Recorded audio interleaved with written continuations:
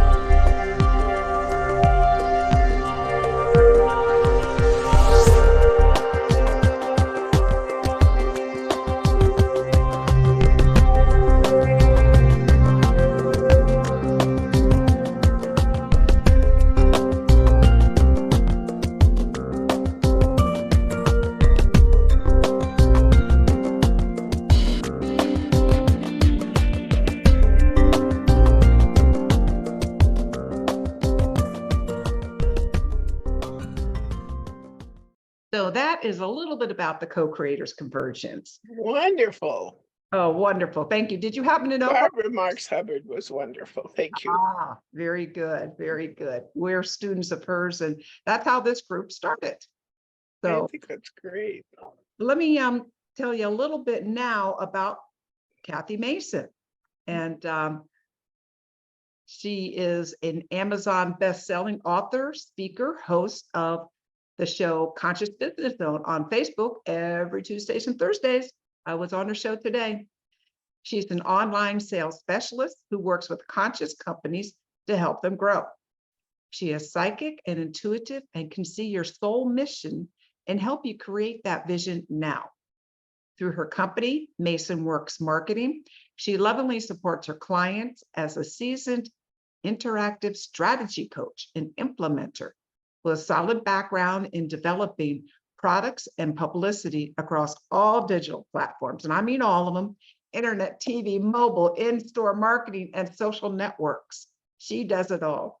She's a high energy cause marketing expert with over 20 years of expertise at rolling out cutting edge strategies for business building communications, implementation, training, and book or ebook publication.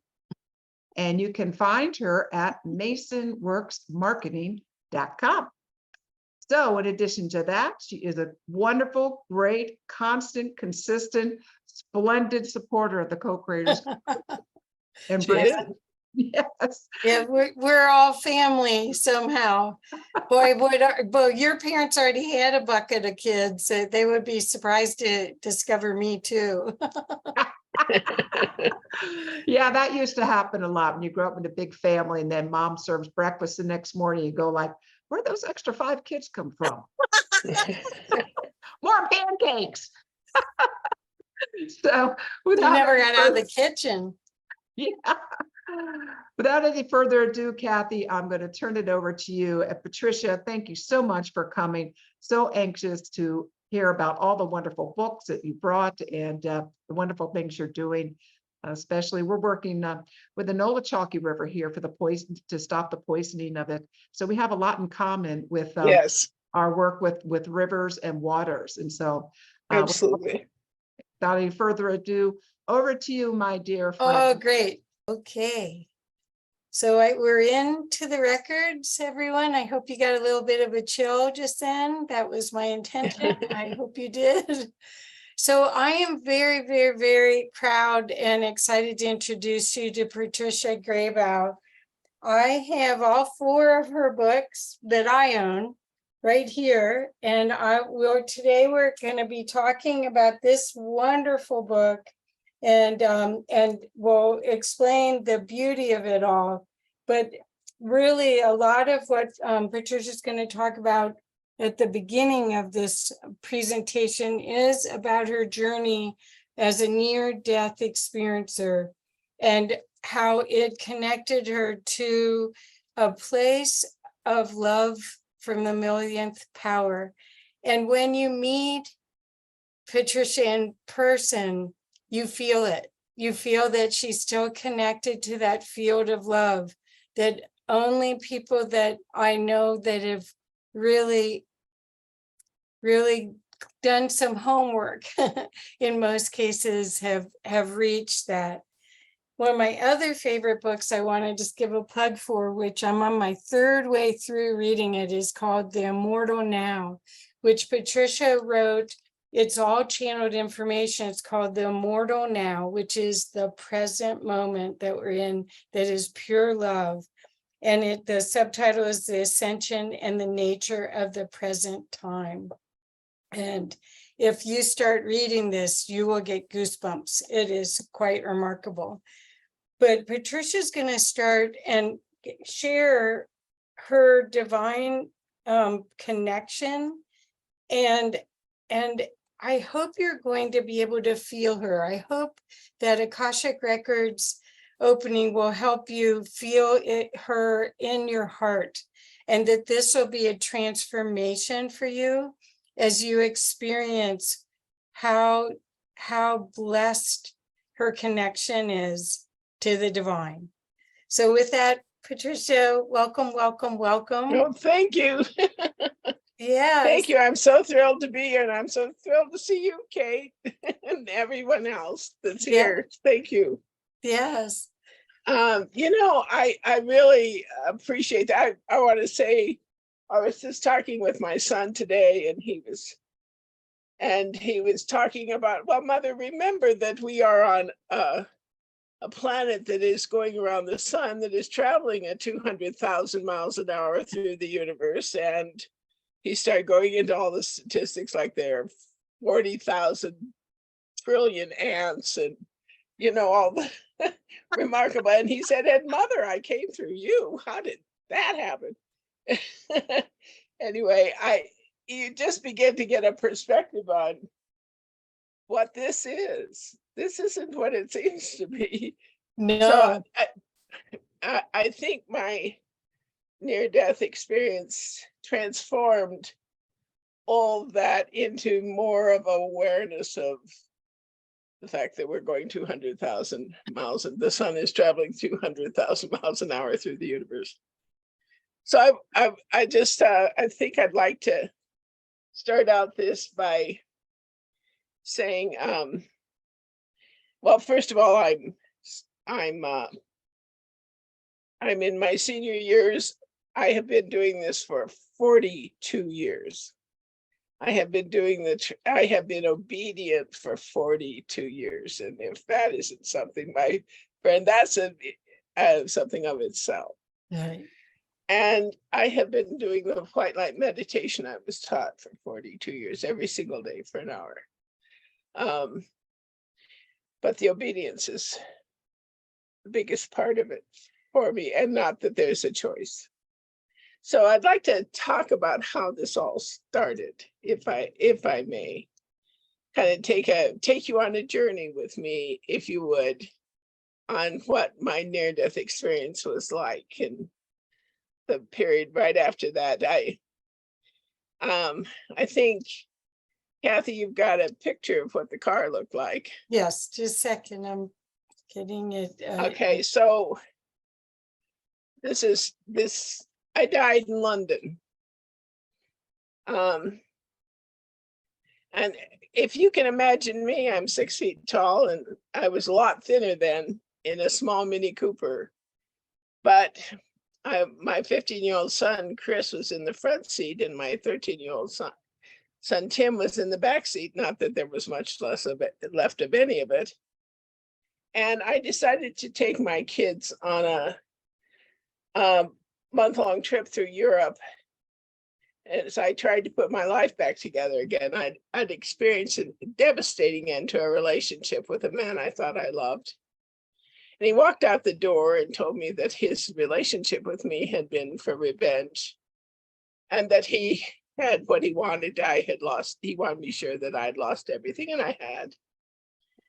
So I couldn't speak for 3 days, and I knew I had to start over.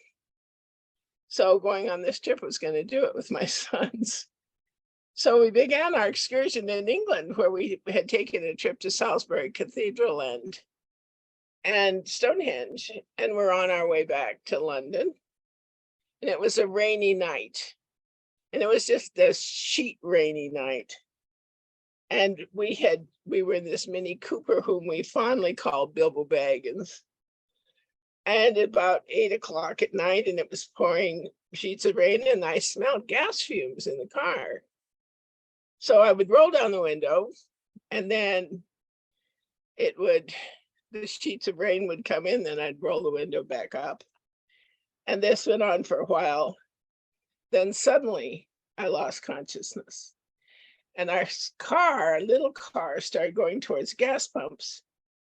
And a Mercedes-Benz hit us head on, which kept us from going into the gas pumps. And this is really almost what my car looked like. I mean, it looked like a crumpled piece of paper. And Chris, who had been in the front seat, had a broken femur and a broken arm. And Tim in the back seat was better off. But they told my children, you can imagine hauling me out of something like that. And they declared me dead. So I can't even imagine what it was like for my children to have the trauma of the whole thing. And I still live with the guilt of that. But I wasn't there. I wasn't aware of any of that. I was in what I call the white light of love beyond any kind of imagination you could come up with. It was everything I had ached for in a lifetime. And I wasn't there as me to receive it. I was part of it. And I call it love to the millionth power, because there is no other way to talk about it that way. And to get even a glimpse of what this was like, when I was 4, I had this wonderful grandmother who was elderly and in a wheelchair, but she adored me and I adored her. I was middle child among 4 children, and I would crawl upon her lap, and she would just love me and interested in everything I had to say. It was that kind of love I felt as a child towards this amazing woman, to the millionth power. It's like being on a gorgeous day with the sun shining and a child in loving laughter in a satin blanket. I mean, there's no words to explain what that love really was like. So it was enfolding and kind beyond any kind of imagination, and I was lost, and I was whole, and I was thrilled at what was going on, but there was no I. And then suddenly it changed, and suddenly I was back with his body in a hospital in Kingston, England, and on a hard, cold table. And the nurse looks over and sees me.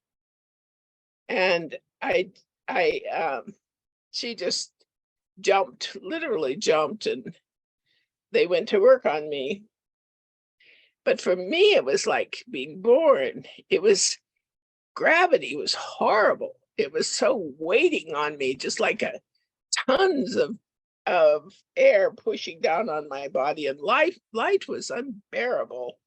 And I could feel blood run through every capillary in my body. And I wasn't quite back, but I hear all this experiences going on around me. And suddenly I was part of a movie called Patricia, a continuation of everything I had known but didn't. So they brought my children in. They brought to show them that their mother wasn't gone after all. And even though Chris's leg and arm were broken, he almost tried to get up. And Tim was in a wheelchair. And suddenly, it's like I came back completely as soon as I saw them. So obviously, they were one of the reasons I came back. But I was not the same at all. I was lost in this world I didn't understand anymore. I was aching for what I just experienced. And I was in this limbo that I didn't know what to do with. So I had pain on the severance of that relationship that's nothing like this. So I couldn't stay in England because the visa wouldn't allow it. Chris had to stay in England. His father came over from France. His father was CNN senior international news correspondent Walter Rogers, and he couldn't stay because of the pressure of his job. So he took Tim and sent him back to Virginia to his house. We were divorced, and Chris had to stay by himself in that hospital in London while his femur and his arm healed. And I had to leave him, my child, after this whole experience. So I get off the plane in Seattle, and my sister is meeting me. She lives in Moscow, Idaho. And I am crying endlessly. Whenever I look away, I try to keep a straight face, but I am just sobbing. And Gretchen says, her name was Gretchen, my sister. She said, well, I'm going to have you drive with us back to Moscow. And I said, no, you go ahead. I'll join you tomorrow. I've never been a suicidal person. That's just not my MO, but I was contemplating taking my life that night. So just so I could go back to where I was. And she took off, and she was worried. She knew intuitively that what was going on. And I went to a motel room, and I made it through the night. But it isn't that I didn't have the desire just to leave, please. So I get back to Moscow, Idaho, and I can no longer hide the incredible grief I was in. And my brother-in-law, I began to get what I call gifts of the spirit.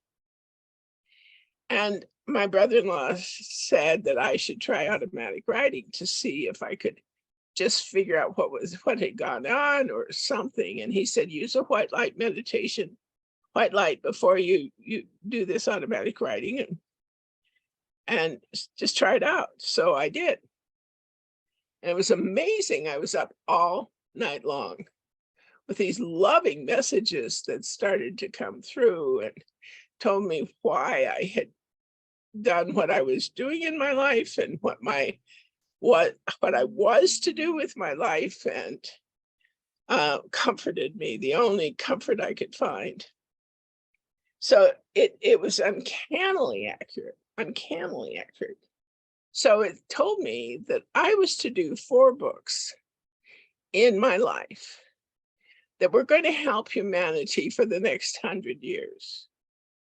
And And I would be guided through this entire process. So fine. I didn't care. I'd lost everything. I just didn't care. All I wanted to do was go back where I had been when I died. So it took me to Jackson, Wyoming. And it said, so fine, I take my car and I drove to Jackson, Wyoming. And it said, you will go to the silver. This is how accurate it was. It's amazing. It said, you will go to the Silver Dollar Bar and you will find a person who has a house you will live in while you do these books. And you'll be provided with money for this, for your living while you do these books, by going to the North Slope of Alaska in 3 weeks, and you'll have a job there. I said, fine, whatever you say, it's just fine with me. So I go into the Silver Dollar Bar. There's one stool. And I go next to this fellow who's right there, and I ask him for his phone number. And he gives it to me, and I just don't care. I just have no social anything at that point. I was just doing what I was supposed to do. Then it said I go out to Wilson, Wyoming, and I would see the house that I was going to live in, and that the person at the Silver Dollar Bar owned that house. And I wouldn't make an offer on it until August 15th, at which point I would offer $400 a month. Okay, fine. Whatever you say, it's fine with me. I don't care, because all I want to do is go back. So I go up to Alaska. In 3 weeks, I have a job on the North Slope, the short of it. And I tell a friend of mine in Alaska about the Silver Dollar Bar and the house. And so I say, I'm going to be working on the slope. Why don't you make the phone call for me to call him about the house? So I didn't even think about it. I'm just trying to do what I'm supposed to do and get some money for my family. And so Judith is her name, Judith. And so she calls me on August 15th and says, Patty, are you sitting down? And I said, oh, sure. I'm not, but I will. I mean, I'm in the phone booth. She said, Patty, I called that guy. The guy at the Silver Dollar Bar did own that house in Wilson, Wyoming. And the people that are living there moved out, told them they gave 3 days notice. And so when you can have the house at $390 a month. And that was the beginning of this entire journey for me. I mean, there was a little credibility going on after things like this occurred time after time. So, so I went ahead and I took the house. I come back. Tim, my youngest child, joined me because he'd always dreamed of being a skier, and Jackson had this great ski team. So he joined me, and I found I was pregnant. So there I am. I have enough money to do these books. It tells me to go to a Casey meeting. And I go, what's a Casey meeting?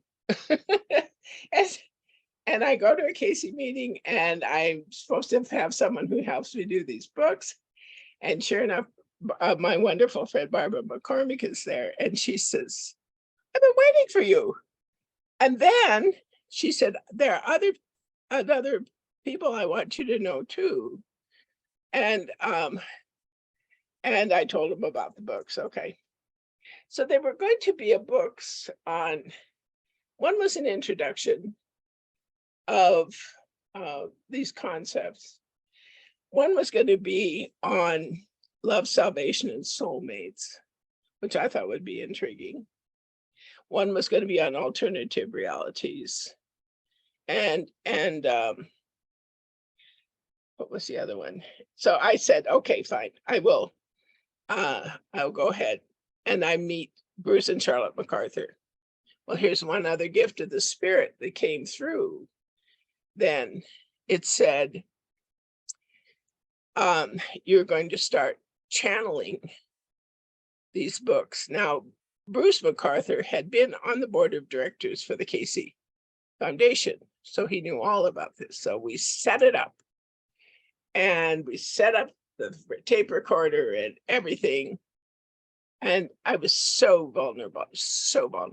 And so these loving, caring people just loved me through this entire process. I'm still crying about 5 hours a day, and I'm no, and it Spirit said you're this transitional person at this point. And here's where I was consciously, I could look at the Teton Mountains and they weren't beautiful. Now, if you've ever seen the Teton Mountains, there is hardly anything more beautiful than they. It's an emotional thing. I emotionally wasn't here. So I started this voice communication, and the writing just came through with the books. And it told the number of pages the books would be. It told the number of chapters there would be. It outlined the chapters. It completely predicted the books. And I would go in maybe 15 or 20 minutes a day, and I would channel this work. And then that day would leave off from where it was before and just keep going the next day. It was an amazing, amazing thing. And that book that you love so much, that's how it happened. So it taught me a white light meditation. And it was the only peace I had through this process. So I started the first book, which was Passage from Fear. And then the second book was Passage from Karma. And then there was the book you talked about. And then so these books began, but the Passage from Fear started. So I had this loving support around me. I was still in this period of grief.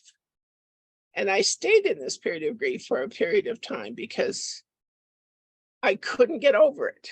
I couldn't somehow pull myself out of wanting so much to go back to where I was when I died. I just couldn't stop myself from aching for that.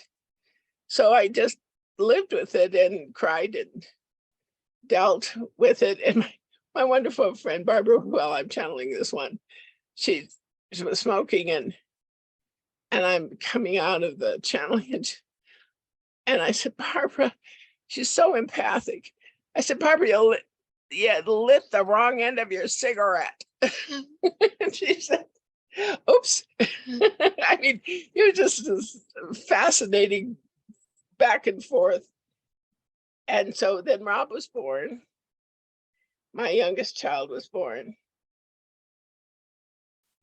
And the MacArthur stayed with me. And just let me explain David, for example, MacArthur, how incredible the people I was led to were. David had just come in within 3 years of the murder of his wife. He was an environmental lawyer who then became such a compassionate man, became unity minister, trying to deal with the fact that he came home from work, his wife had been killed, his year-old child was in the crib, and his wife was gone. And that family kept that young man going for 9 years because they knew that he was young and attractive, and they put him in a mental institution so that he wouldn't experience the kinds of thing that young men experience in prison. But David later became president of the Unity Church International, good friend of so many wonderful people, and we've retained this relationship all these years. So anyway, so I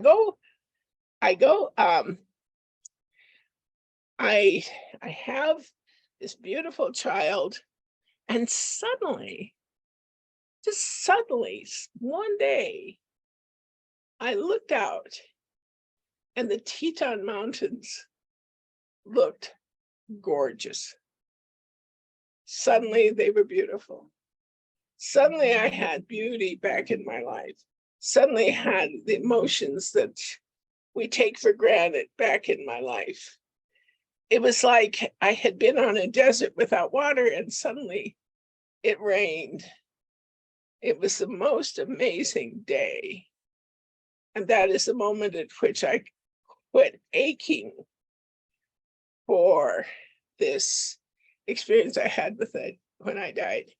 But I also believe it is a point at which it all became incorporated within me. I became it became me. I became obedient. It's obedient servant, whatever.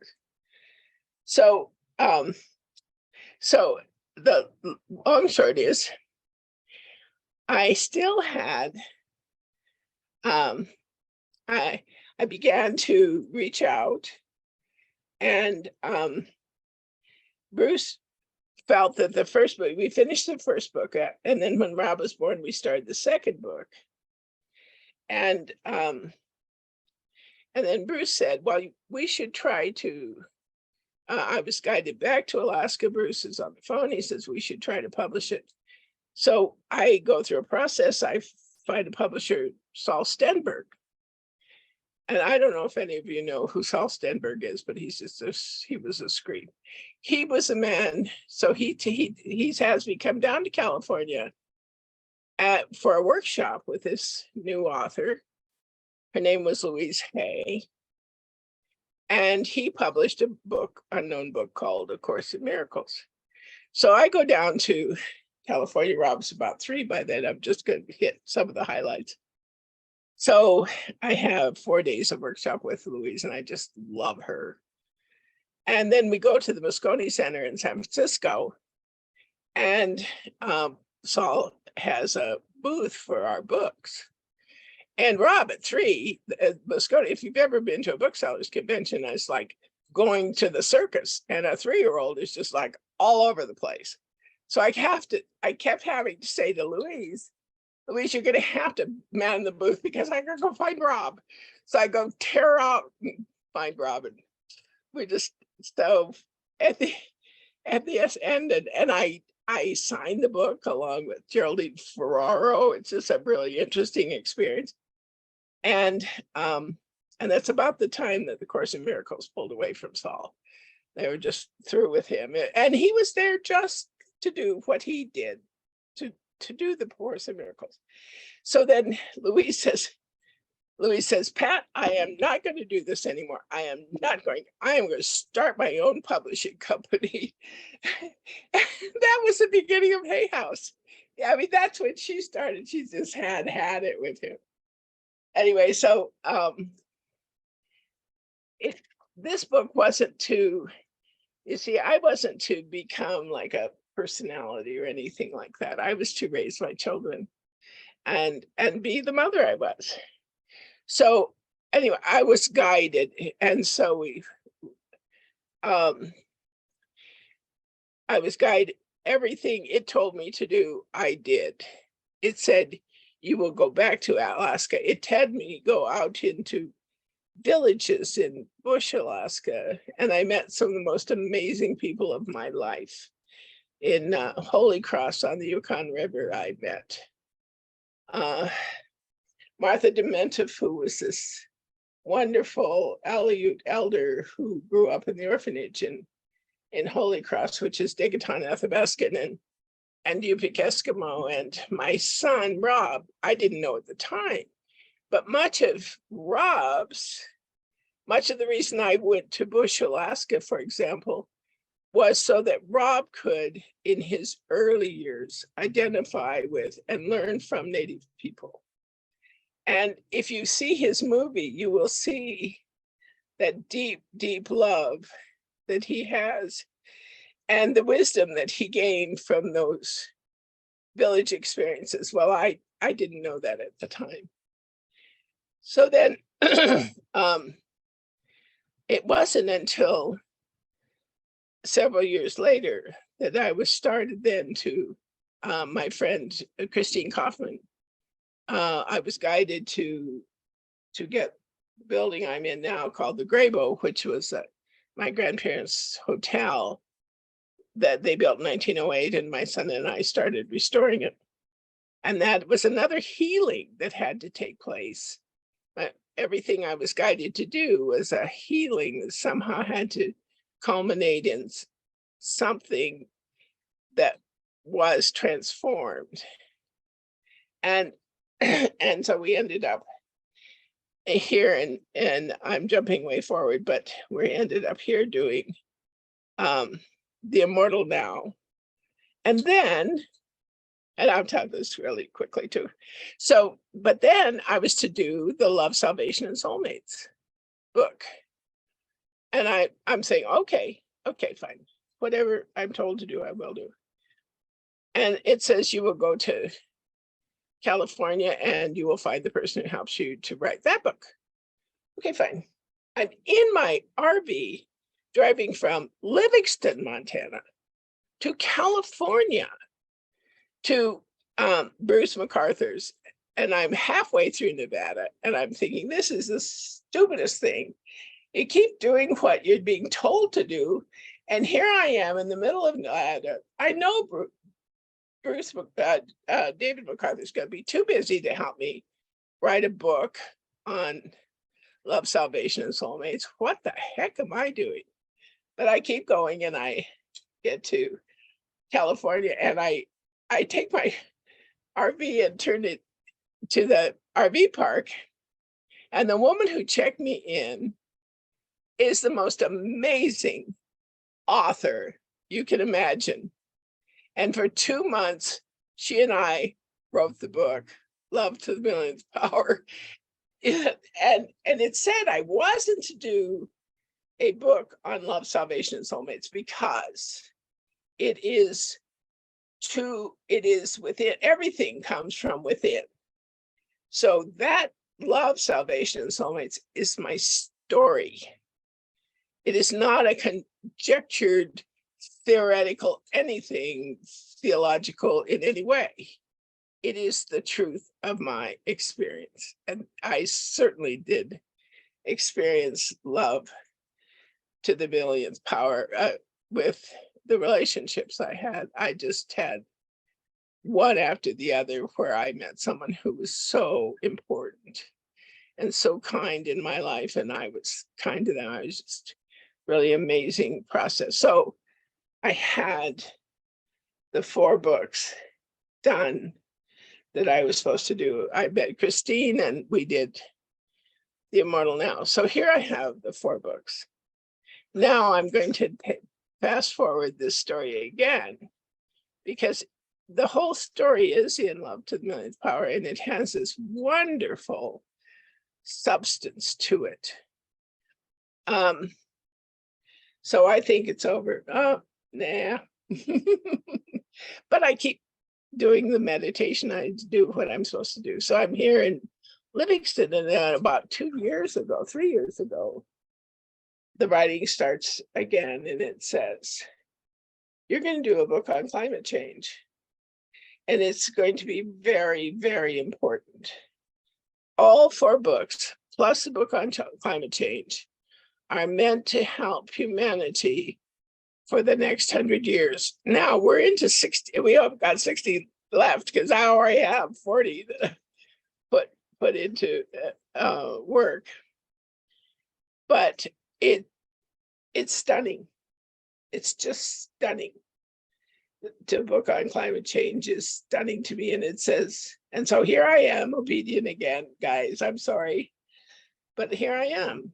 I channeled the work on climate change, the healing, and it is the most amazing. Well, I'm going to read some of it to you because, as Kathy well knows, these books are not. I can't do a traditional workshop with them because it pulls you away from that part of yourself that is actually important for you to experience when you read the books, right, Kathy? Yeah, it's where you go, you with you. They're an And that part of you. experience. What? They're an experience. They aren't a conscious brain functioning process. It's a process of your heart opening like a flower opening wide. And I'm serious. I just this book, The Immortal Now, I keep reading it. It's as though it's, you know how you might have a favorite card deck and you want to pick a certain card to start your day. That's the way this book is. It's experience. It creates an automatic remembering of who you really are. It's visceral. And so it's not meant to be an intellectual treatise at all. I'll read a couple of phrases from the book she's talking about. Like it talks about the present, and one of the chapters is the nature of the present time. One would have to be a quantum physicist and beyond to truly understand the nature of the present time in your language in order to use the language to translate to the terms necessary. It is difficult for you to understand the nature of cosmic time, of cosmic growth, of cosmic awareness. It is beyond your greatest imagination at this time, but it is very real. It's easy for you, for example, to look at a scene and then return rather instantly within a time frame. But what happens within that time frame is that you travel within your own being, and your own being is timeless. It talks about truth. The nature of truth is not abstract. It's very specific. It's very enlightened. It's very unencumbered. That which is true is not bound by any dimension, any life form, any place. That which is true exists in and of itself without any kind of physical, mental, or spiritual boundaries. It is accessible at all times because it exists without time. That which is true is that which is freeing humanity. And I'll just read, these are just kind of, the concept of heaven in the Orthodox churches is actually within consciousness long before you arrived here. Therefore, heaven is something that's easy to understand. One assumes that is what happens when you leave this plane of existence. Leaving this plane of existence is what happens, period. There is only consciousness, and I'm going to talk a little bit more about what the books talk about with consciousness. So do you want to just show those slides, and we'll just talk about that for a minute, and then Okay. What happens when you die? What would happen if you died and then came back to the world you left and realized there simply is no death? A reading from Love to the Millionth Power, A Woman's Journey from Death to Life to Living in the Immortal Now by Patricia Grabow. The Immortal Now, the Ascension and the Nature of the Present Time. The world is making a giant transformation. It is within the moment, and it is implosive and explosive at the same time.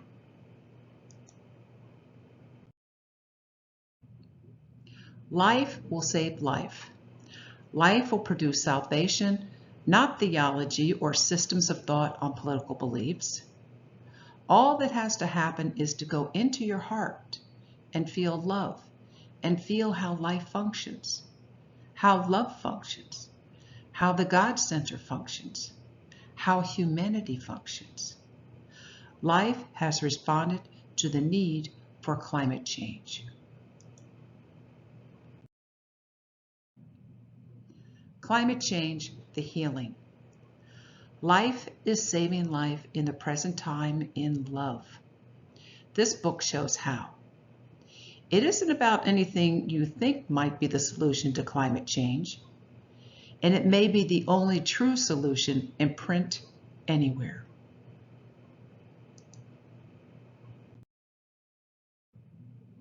The atmosphere is everywhere. It is not what you think. The atmosphere is filled with life. It is filled with consciousness, with love, with that which goes in and out of what is perceived of as bodies and living beings. But it is of itself living, so it is oneness.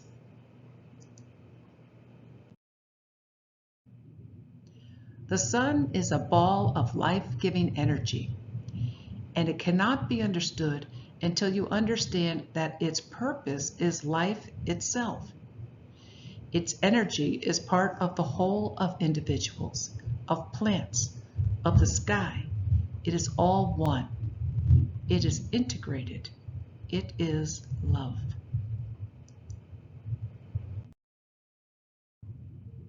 Water is an essential part of the atmosphere energy equation.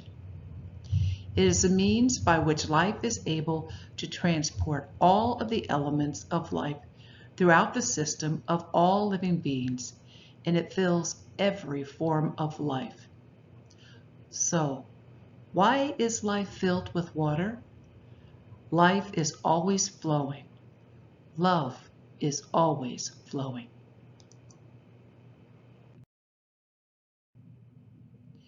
You are not saving life. You are experiencing life. You are not saving lives of animals and plants. You are experiencing their very life. You are not politically saving this group or that group. It is simply one. It is simply love. It is simply life. It is simply truth.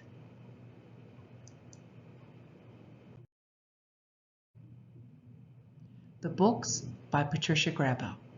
Love to the Millionth Power, The Immortal Now, Climate Change, The Healing.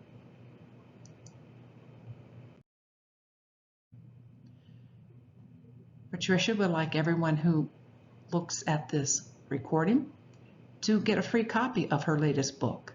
And you can do that by going to masonworksmarketing.com/climate change book. Thank you for listening.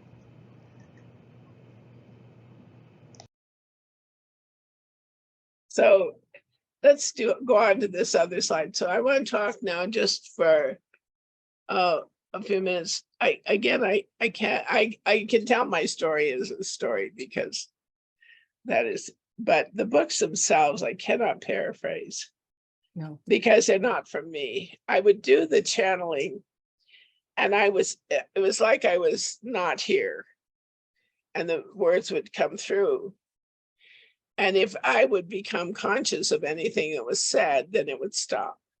And then when I pulled away, then it would continue with what it had to say. So it truly is not from my unconscious or any kind of consciousness. So I want to talk about that for a few minutes about what after 40 years of meditation and devotion, it's a really pretty simple concept, but impossible to understand, which is that we are love unlimited and within the present time. Simple words, but 40 years to really begin to accept as true. So let's go to climate change healing and just let's go to these are right out of the books. Whoops. The book on climate change. So let's go back to the first slide. In the introduction, I talk about first of all, this book came from my experiences when I died. That might be enough to put this book down, but isn't climate change a serious enough topic with few apparent solutions not to give this book a shot? And the conscious mind is not all there is. Now here's an example of what, when my son broke his femur, my other son broke his femur actually in the village of Holy Cross, and it took us 16 hours to medevac him to help from small plane and then big plane and into Anchorage. But as his femur began to heal, Rob and I looked at the x-rays on his femur. Now, I would have assumed you just put the bones back together and they heal right against each other. That is not how that happens. What happens within Rob's body was that bone, that leg bone, actually completely rebuilt itself. It came in and it rebuilt an entire femur bone the way it was supposed to be built to start with. So by the time Rob had healed with the femur, it was actually a strong, regular bone that had healed. It had a plant in the lobby of Grabow that fell over, and it logically, to me, the plant would just, here, let's pull your little leaves out and we'll just make you balanced, because it lost its balance. All the leaves went in one direction. So I put it back up and it wouldn't let me do it, wouldn't let me. So what happened with those leaves is they began to send out shoots that would balance the weight of the plant, so that the shoots then balanced out the plant. And by the time the plant had healed, it was a completely balanced plant again. It was no way that I had the intelligence to tell that plant how to heal itself. There is no way that I had any kind of conscious intelligence to tell Rob's bones how to heal. I couldn't tell those cell number 1, 2, 3, and 5 billion to do what they did. My conscious self had no solution. And yet, Rob's bones healed themselves. So if we think that our solutions to healing are conscious, then you really ought to take a look at the way things actually happen. So then it says, the book says, when Patricia tried, let's go back, to describe what happened when she died, it could not be described because it was not of the intellect. So it is difficult to describe how this planet will heal itself, but it will. It will have everything it needs.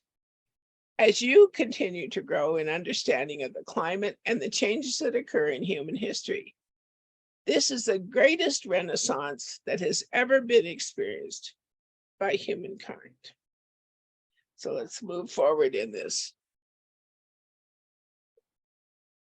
So the book on climate change says it's hard to imagine how the system of life actually works because language is so very long attempted to categorize it. It's like trying to say, here are the categories of love, and what you feel for that kitten as much as you do is a certain category, and when you feel for your parents is another category, and feel for the sunset is another category. It's just not true.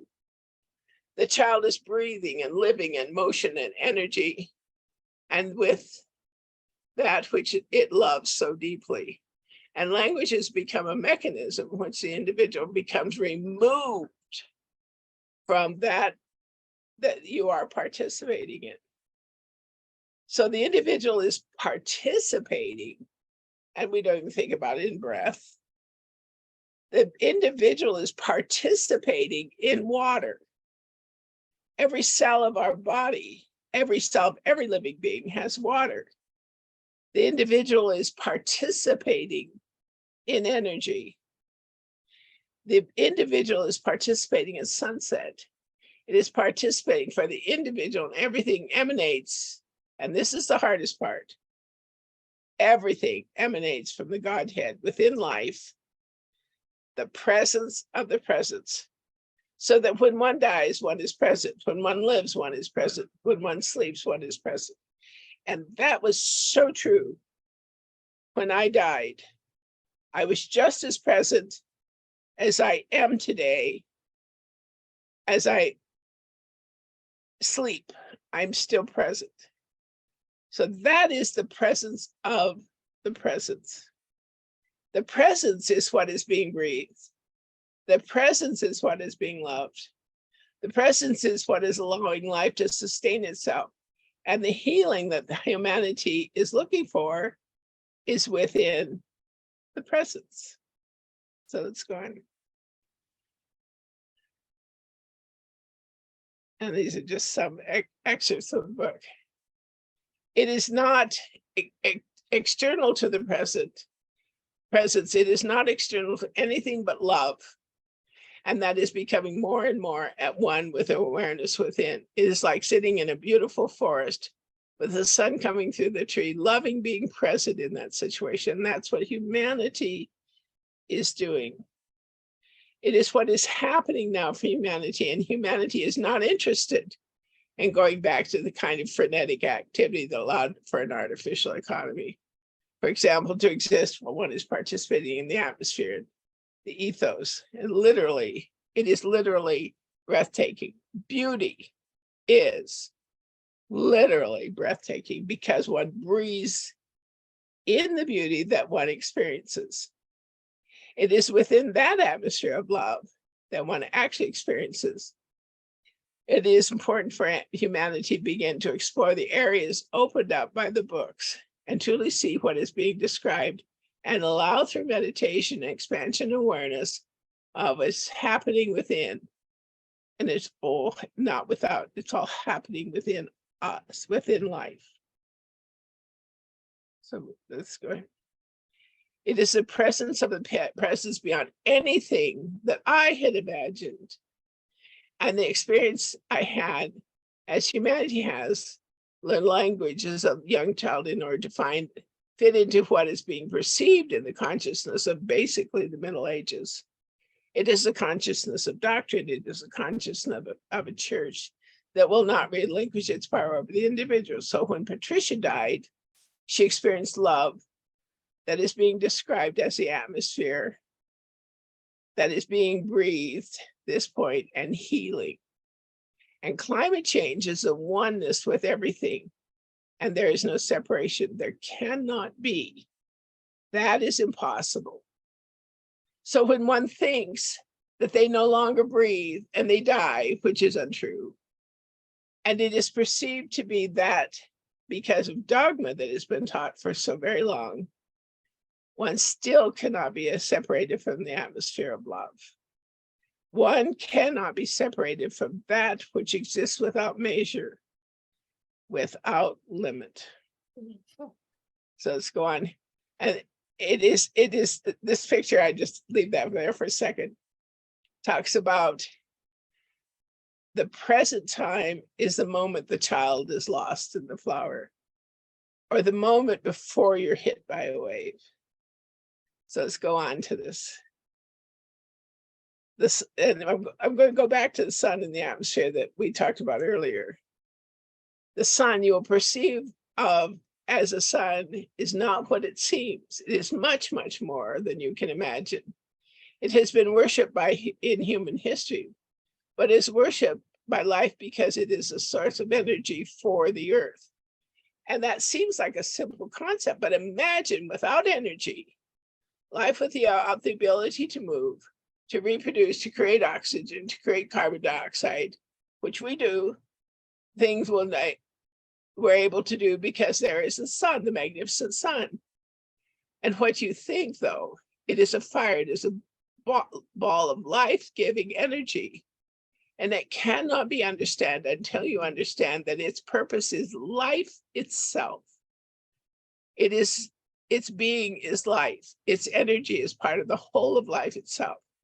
So that the sun is an integral part of the atmosphere of the life of individuals, of plants, of the sky. It is all one, not separated, not categorized. It is not integrated. It is a whole. It has been termed love. It has been termed whatever words one can try to grasp.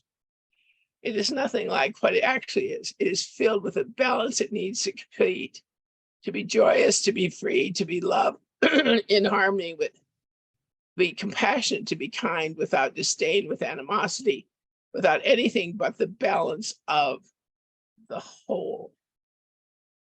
So go ahead, please. So water, back to that concept of water. When you watch a waterfall and watch the water tumbling over and over about, gives you a feeling of peace, a feeling of joy. The reason it does that is because it is the foundation of life. Water is its underpinning. It is the essential part of the atmosphere energy equation. It is the liquid part of motion of life itself. It might be said that it is the liquid life. It is the flow of life. It is the meaning of life. It is a permeation into every cell of the body so that every cell of every living being contains water within it. And it flows throughout the system of being that expresses life. It is called the well. It is the freedom to fail, the freedom to swim, the freedom to plunge into the water, and more than that. It is the flow of life in every cell of existence. So that water is not only part of life, it is the carrier of the whole. It is the means by which life is able to transport all the elements of life throughout the system of all living beings, and it fills every form of life. Every form of life is filled with water in some form. The oceans allow for entirely different experience for life that exists within the oceans because it is the atmosphere of those living beings within the water. So let's, and these are just some of the excerpts from these amazing books. So why is life filled with water? What is the reason for that grand picture itself? It's because the life that exists within each individual is fluid. It is not still and intransigent. It is not firm without fluids of always flowing. Life is always flowing. Love is always flowing. There is no such thing as non-moving love. There is no such thing as love that is not able to permeate everything. There's no such thing as a love that is not able to fill all life with its substance. And it is in such abundance, it is without measure. And water takes on every form there is. It takes on the gaseous form, liquid form. It takes on all forms. So there's not life without water in some form. It is important to understand that some form, because of the climate changes, climate begins to be more and more flexible, more and more fluid in nature, more and more able to adapt, more and more able to flow, more and more able to reach forms, all elements of life. And that cannot be stopped.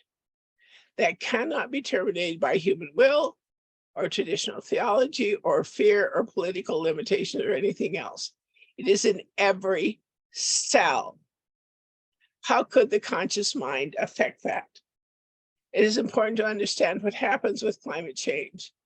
Is the healing is simply unstoppable. Let me just have a couple more excerpts. No fear of lack or fear of not enough or fear of dominance of anything can affect that which is in every cell, in every form of life that is in the entire earth and beyond. The scope of the work that is being done now has no limits. So human grief, human fear, human belief in lack, human belief in good and bad, human belief in life, death, heaven, cannot touch that which is in existence within the heart. And this is truly the hardest part. Exists within the heart. And then this is last.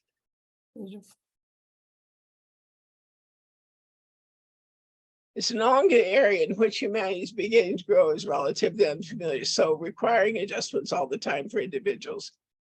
That's why this book is so important, because it actually shows what is happening to humans at this point. When one dies, one experiences this plane of existence, and in many cases does not want to come back. Boy, that was true for me. But now there's nothing to come back to. There's no fear. There's no sadness, no longing, nothing to back to. So one exists within love, and that supersedes death itself. You will see that there is much for humanity to acknowledge about its own nature that it has been avoiding. It has been a difficult time to face the fact that nature of love, by nature truth, by nature kindness, by nature freedom, by nature peace, one experiences that in a near-death experience, but what then one longs for that for the rest of their time within this plane of existence. But it always has been their nature. Beyond imagination, to be kindness beyond imagination, to be truth beyond imagination, to be peace beyond imagination. Life will save life. So that's kind of excerpts from this remarkable book on climate change and what we are actually going through, not what the book's called The Image on the Mirror of who we are. It took me 42 years to really realize we are loved to the billionth power in the present time. And that is the truth that we deal with. So I'd love to have you just have your own experience with this book. That's all I'm supposed to be doing. Oh, Does maybe Kathy, we should open to questions, or I kind of feel like I don't know, it was so expansive. There was so much information and connections, and it's fascinating. Everything, how it came together, and what a life. Now, what happened, tell me again about what your physical injuries were from the head-on collision that you had. I know well, they thought my neck was broken, and there was damage to I came within micromillimeters. I still have the scars, from the head damage. Mostly it was damage to my neck and my head, as well as my ribs and other parts of my body as well. But mostly they thought, Mhm. they thought that's what had killed me. well, she's 6 foot tall. So just even getting her in a Mini Cooper to start with had to be a lot. And then to have 2 kids in it with you and then have a head on, just how Yeah. They told my children that I was dead at the time when they extricated me from that. How long did they think you were dead? Did they? They think about 15 minutes, actually. Okay, I'm going to turn the talking stick over to Kate. You have. What? Oh, well, I just want to say thank you. I find you one of the most fascinating, intuitive, and spirit-led people that I've known. And I've only known Patricia a few months. Yep. And you've only gotten a glimpse of her beauty here this evening. It's like these are aspects that I didn't know. There is so much depth of beauty in this woman and the activism she's doing now. I thank you for all that you brought to the planet and all that you continue to do. And you fascinate me. Yep. Well, Kate and I are a mutual admiration society because I just can't wait for her to talk or do anything on the grandmothers group. Spirit led all over the countryside. It just, Mhm. it is this compulsion to do what must be done right now. Just amazing, Kate. Thank you. But the books themselves are not me, but they are stunning. When you take the time to, that's why I'm just trying to get them out there. I just want people to then see what they have to say. And Can I share another thing from here? It's one of my favorites. Is that okay, guys? Sure, I'll great. do it fast. But it's on page 79. It's under the nature of truth. The reality of truth is not abstract. It is very real. It is very specific. It is very enlightened. It is unencumbered.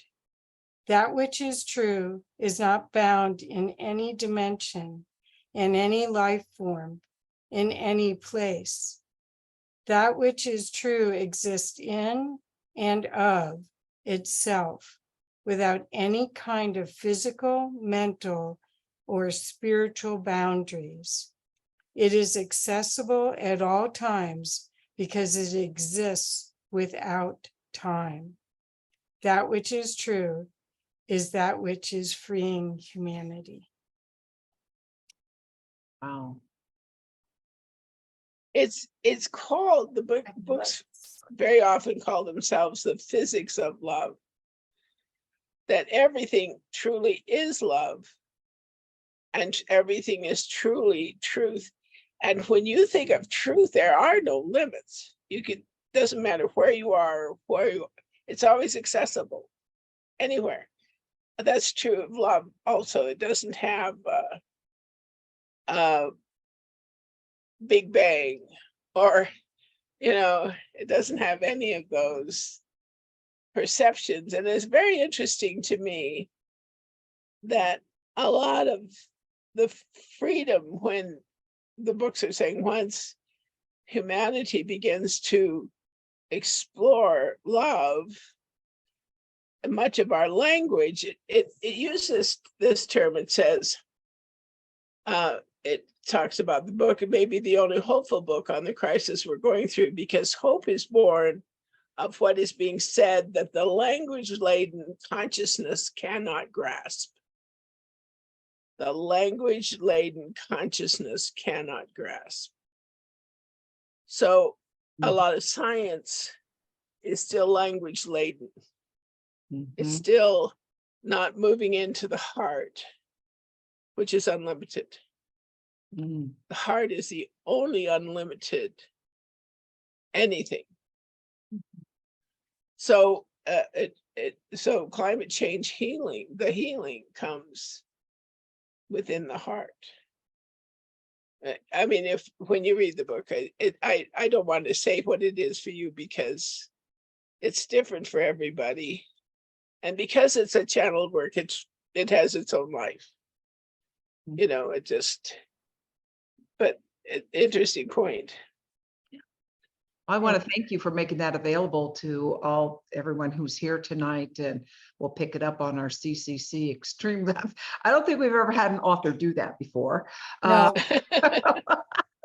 So you're unique in another way, Patricia, and so welcome.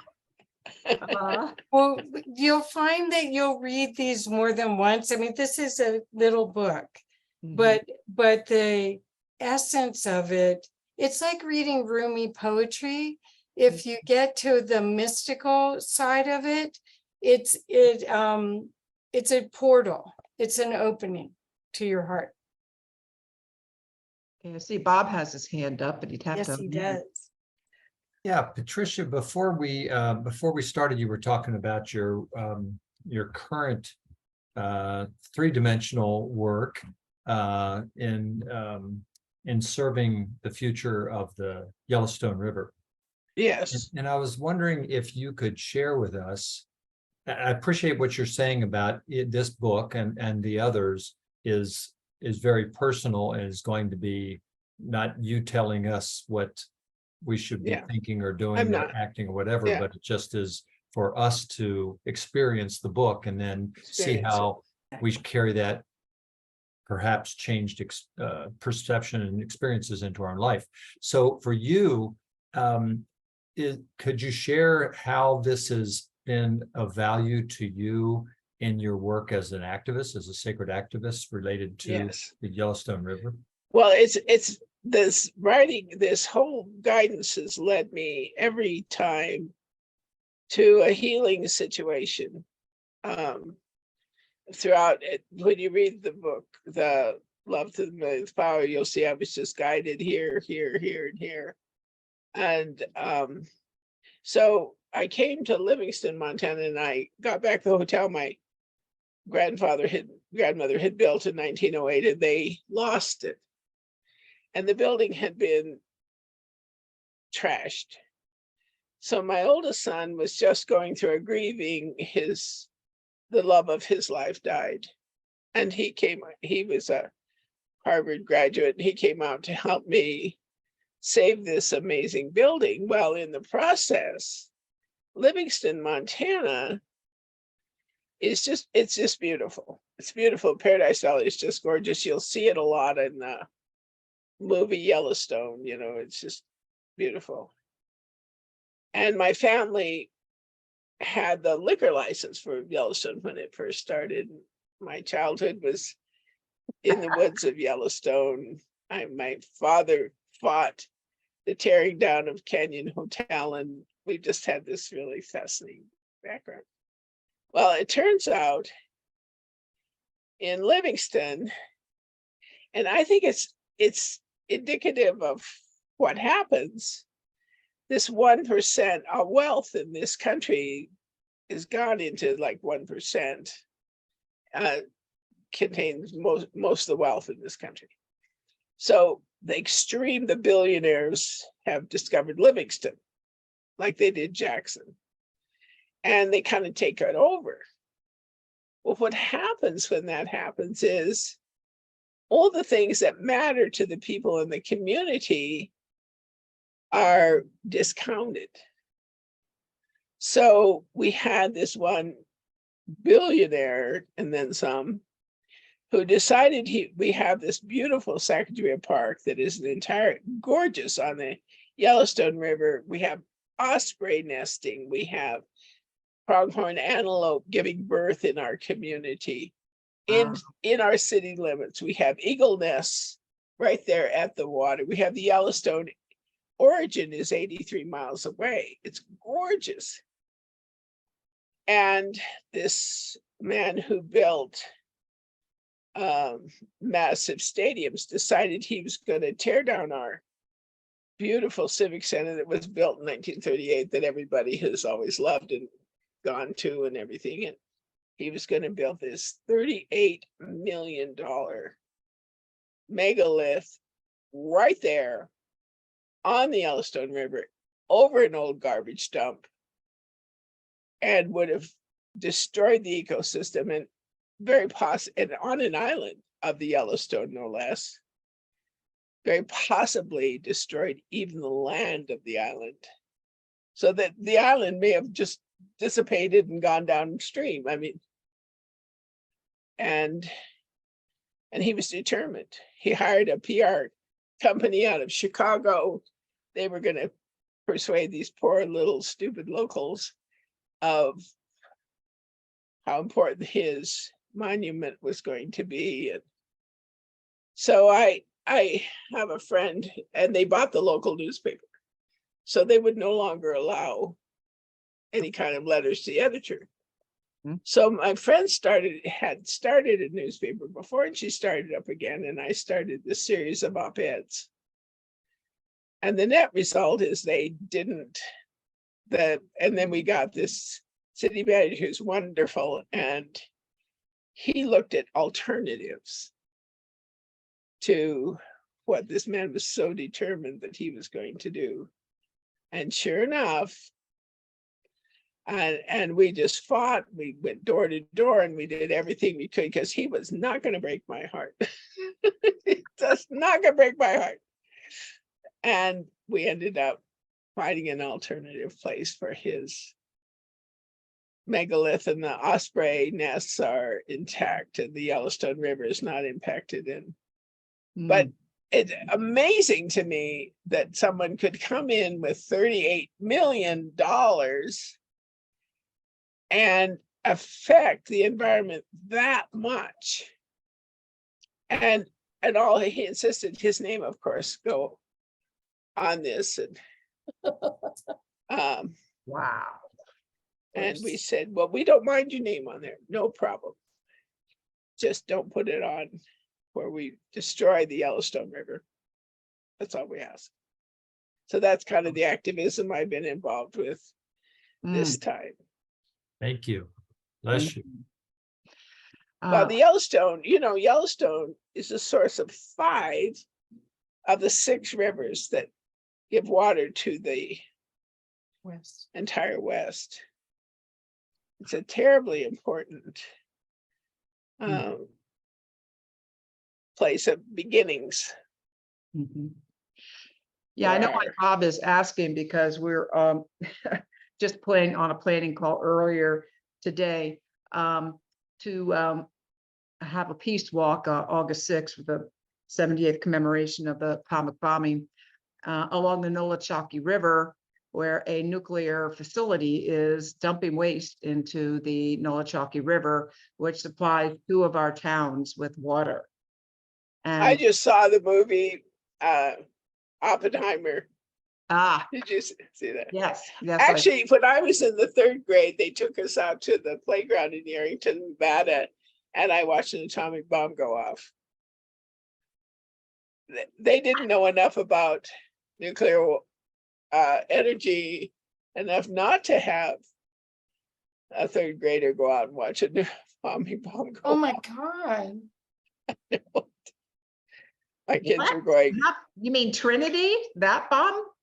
Or just? no, another- no, it wasn't. It was just, it was after they did the initial, but I remember it way in, I was in Yerington, Nevada, and I remember way in the distance had a mushroom cloud.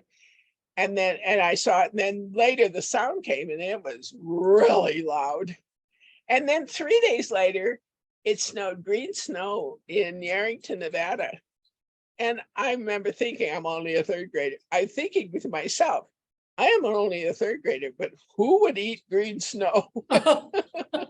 Wow. Just- There were other tests, Noel, for the hydrogen bomb and for the atomic bombs, both Yeah. in Nevada and in the Pacific Islands. Wow. but they told us it was an atomic bomb. Wow. Yeah. Just can't imagine, the grief that, to know, to be in that experience of real love. Real And- love. And then to come back and the grief that you felt, that's really just struck my heart about, what you're sharing here tonight. But I understand that you had some help with that healing. I don't know whether it's I from the- did. I was guided to the people who had so much compassion toward me. I mean, Mhm. beyond, I was guided. My life as a guide was guided. I think looking back on it, every inch of the way. Yeah, that seems very evident. So Yeah. I don't know, Kathy, do you have any final words or? Well, I just want everyone to know, I met Patricia because of the IONS conference last year. She was an exhibitor and a presenter in the conference. There's a new one coming up at the end of August, first part of September. It's outside of Washington, DC. And if you want to experience more of this love to the millionth power, Patricia will be there, and there'll be 500 other people, most of them experiencers or spiritually transformative experiencers like me, that it's a palpable experience of love to be in group like that. It's quite remarkable. They have an opportunity for you to be in person or online. But if you can get there, it's quite amazing. You walk in the room, it's like a bubble, isn't it, Patricia? It is. It's just one of the most amazing things, because you're so used to having around you all this reality that is considered the norm. And then you go to this remarkable group of people, all of whom have gone through the near-death experience. I was in a group, the girl next to me had had 30 surgeries, beautiful young woman, to keep herself alive so that she could stay here. But she said, what sustains me is the love I experienced when I died. So I can go through these 30 experiences, these 30 surgeries, so that I can be here to continue to do what I'm supposed to do while I'm here. I mean, you just meet all these fascinating people who experience the same, what I think is the nature of your being.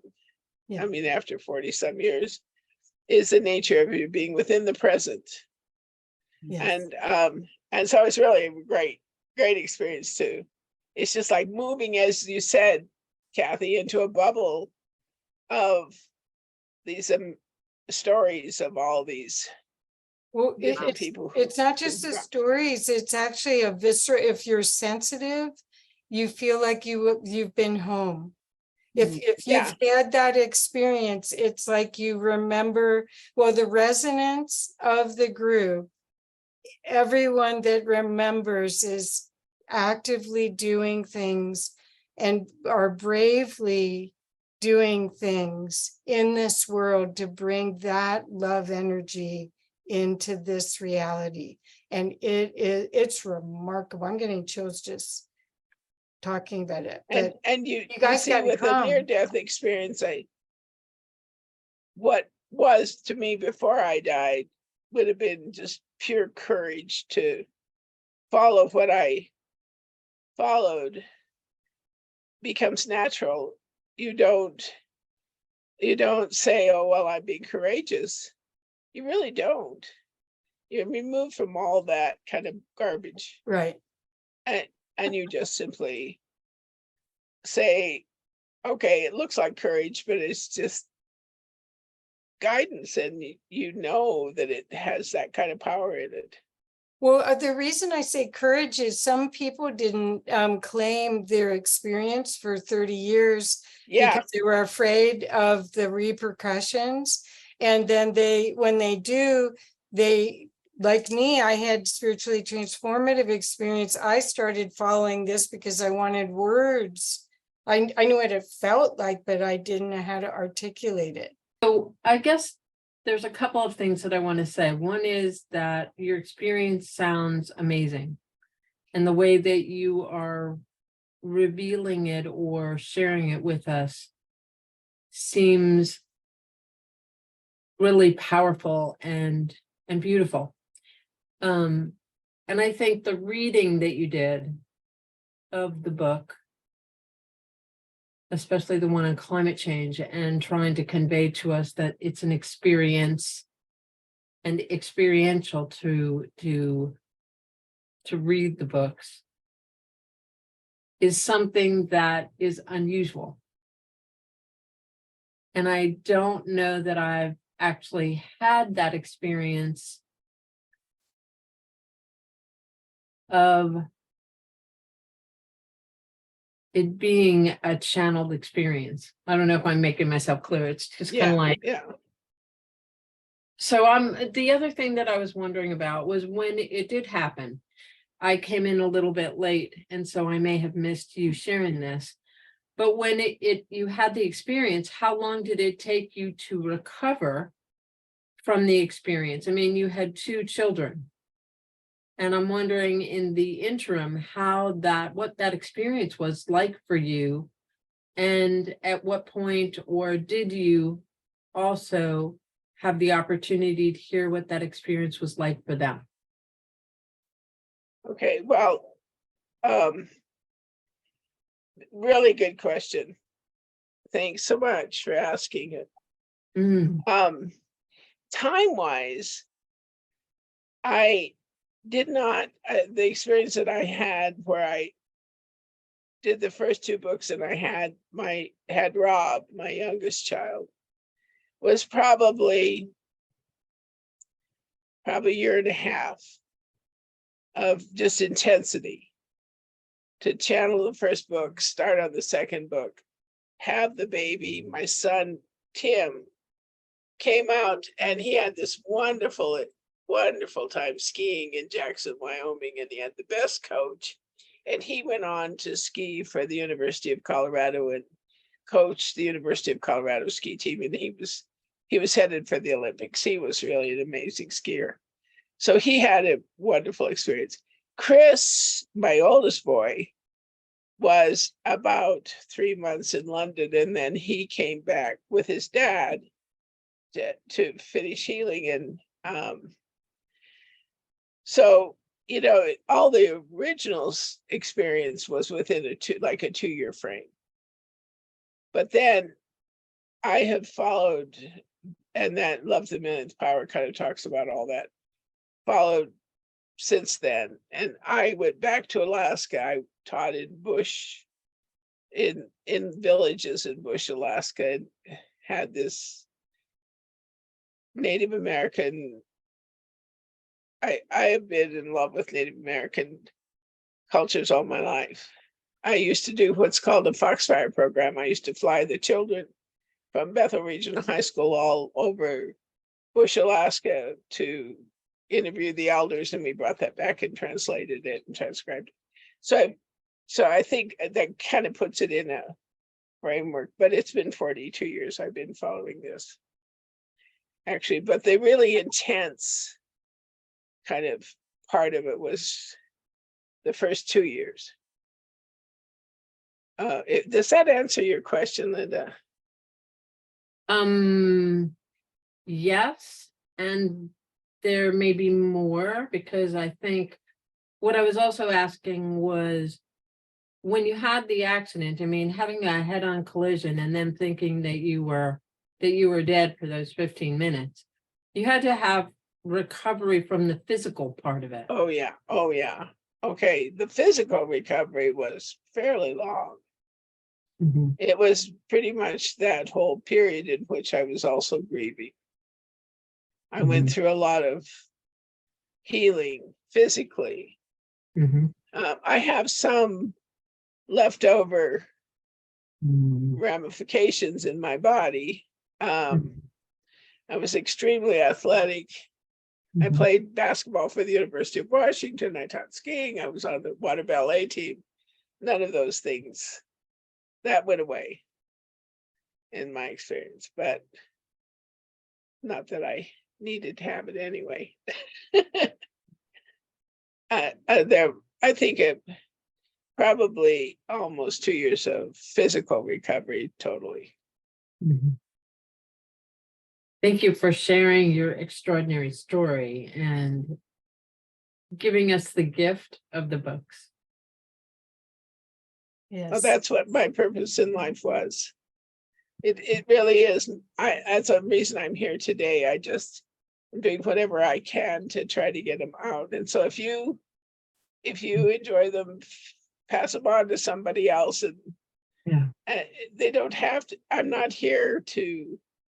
It isn't money. It has nothing to do with that. I just did this, and now I'm being obedient, trying to get them out to the world.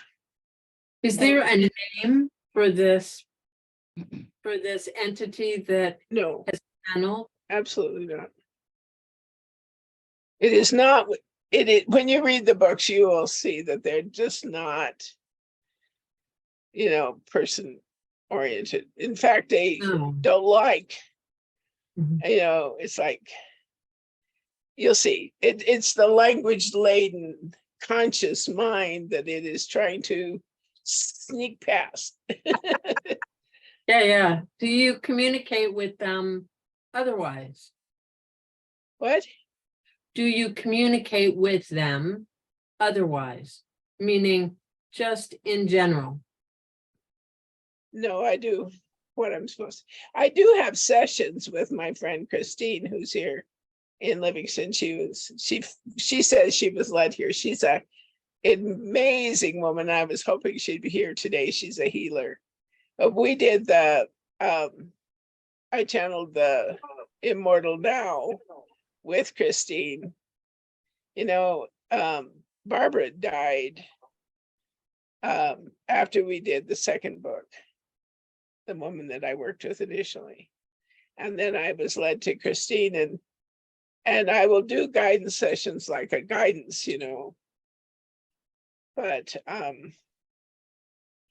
it's not a personality. There's no personality involved in the actual work itself at all.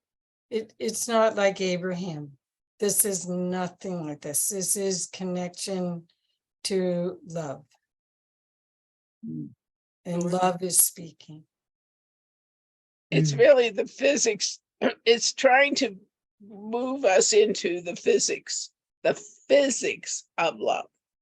The physics where we really get it, that love and truth, those are reality. It's hard to put in language though, because we avoid the words. Yeah.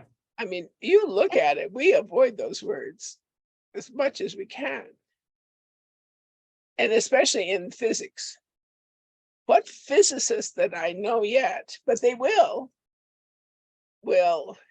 finally begin to understand love. Chardin said that one time. I don't know if you've read any of Teilhard de Chardin, but he said, when we've harnessed the power of waves, and when we've harness gravity is something like that. He said, we will discover the power of love. And for the second time in human experience, man will have discovered fire. Yep. That's They heard they sure did. Mhm. that's what these books are about. Yep. Thank you so much. Thank you. Awesome. Well, we've clearly gone way over time, and Sorry. but you know, it's all this is like a historic recording.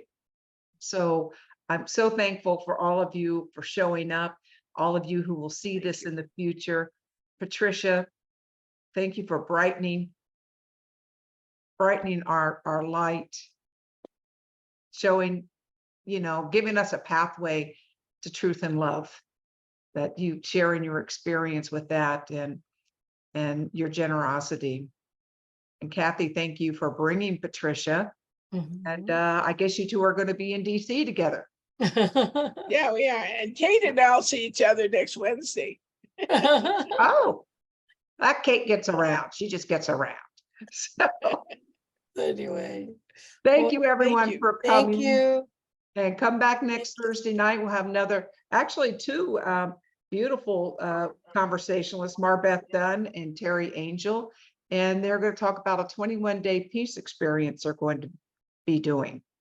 So they'd like people to join that. So good night, everyone. I love Thank you. Thank you.